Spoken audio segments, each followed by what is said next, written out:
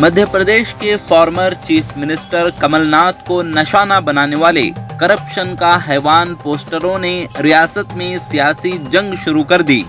भोपाल की कई दीवारों पर गर्म अल्फाज के पोस्टर देखे गए, जबकि कांग्रेस कारकुनों ने शहर के एक बस स्टॉप पर लगाए गए पोस्टर्स को हटा दिया। मीडिया से बात करते हुए कांग्रेस लीडर अब्बास हैदर ने इल्जाम लगाया कि पोस्टर्स बीजेपी ने चस्पा किए हैं। ये भारतीय जनता पार्टी की बौखलाहट, बीजेपी का डर अब साफ दर्शा रहा है उनके चेहरे के ऊपर। आज इस कृत्य को करने के बाद ये निम्न स्तर की राजनीति है जो मध्य प्रदेश ने कभी नहीं देखी। कमलनाथ जी का इस तरह का दुष्प्रचार, इस तरह का अपमान मध्य प्रदेश की जनता भी बर्दाश्त नहीं करेगी।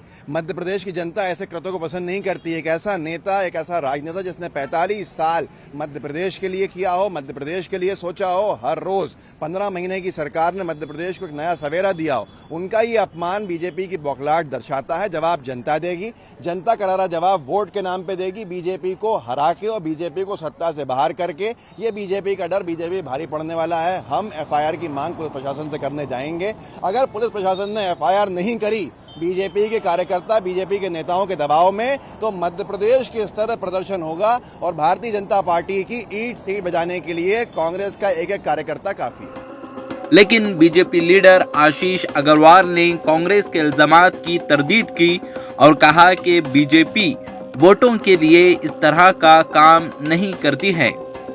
देखिए, कांग्रेस को आरोप न लगाते हुए आत्मचिंतन और मंथन करना चाहिए दो विषय पर, कि सबसे पहले तो करप्शन नाथ के नाम से आज कमलनाथ क्यों स्थापित हो गए हैं।